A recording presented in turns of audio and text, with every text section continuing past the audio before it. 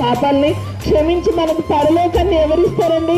ఎవ్వరు పరలోకాన్ని ఇవ్వరు. కానీ యేసు క్రీస్తుల ద్వారా మనకు పరలోకం దక్కుతుంది. ప్రేమని వాళ్ళరా, ఈరోజు యావత్తు ప్రకృతి ఉంది అంటే దేవుడు లేడని అంటారా? ఈరోజు వాన మనకు వస్తుందంటే దేవుడు లేడని అంటారా? ఈరోజు పంటలు పండుతున్నాయి, ఎక్కడి నుంచి పండుతున్నాయి? ఒక్కసారి ఆలోచించండి. ఏమండి, మనం ఒక శనగ విత్తనాన్ని విత్తితే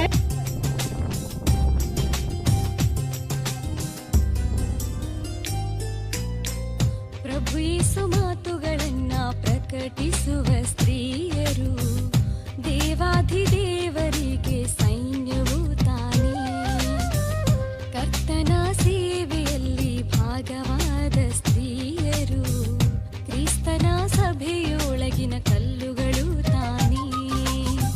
ಸ್ತ್ರೀಗೆ ಶಿರಸ್ಸು ಪುರುಷನೇ, ಪುರುಷನಿಗೆ ಶಿರಸ್ಸು ಕ್ರಿಸ್ತನೇ, ಕ್ರಿಸ್ತನಿಗೆ ಶಿರಸ್ಸು ಪರಮ ತಂದೆ ತಾನೇ. ಸ್ತ್ರೀಗೆ ಶಿರಸ್ಸು ಪುರುಷನೇ, ಪುರುಷನಿಗೆ ಶಿರಸ್సు క్రీస్తనే, క్రీస్తనిగే శిరస్సు పరమ తందే. మీరు అనుకుంటున్నారు కదా ఎందుకు ఇక్కడ చేరవలసి వచ్చింది ఈరోజు? ఏమండి, ఒకసారి ఆలోచించండి. జగత్తు పునాది వేయబడతామంటే నాకు పిల్లలు కావాలని మన కన్న తండ్రి అయిన దేవుడు కోరుకొని ఈరోజు యావత్ ప్రపంచంలో జనులందరినీ కూడా పుట్టించింది దేవుడు ఒక్కడే. ఏమండి, మీ చేతికి ఒక వస్తువు వస్తుందంటే, మీ చేతికి ఏదైనా ఒక పరికరాలు మీకు అందేవి అని అంటే, లేదా మీరు ఏదైనా తోడు చేసుకున్నారు అని అంటే, ఏమండి దాని వెనకాల ఏమండి సృష్టించిన ఒక సృష్టికర్త ఉన్నాను అని మీరు అనుకుంటారు. అయినప్పుడు ఏమండి ఒక వస్తువు కానీ ఒక పరికరాలు కానీ మీ చేతికి వచ్చినప్పుడు ఈరోజు ಸಭೆಯಲ್ಲಿ ಸಮಭಾಗವು ಸ್ತ್ರೀ ದೇಹವು ದೈವಾಲಯವು ತಾನೇ.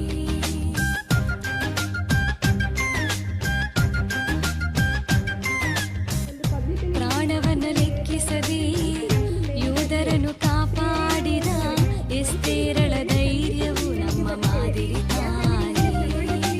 ಸಭೆಯಲ್ಲಿ ಸೇವೆ ಮಾಡೋ ಮಾನ್ಯರಾದ ಸ್ತ್ರೀಯರು, ಜ್ಞಾನದಿಂದ ಗೃಹವನ್ನು ಕಟ್ಟುವ ನಾರಿಮಣಿಯರು, ಹಿಂಸೆಗಳನ್ನ ಹೊಂದುವ ಪರಿಶುದ್ಧ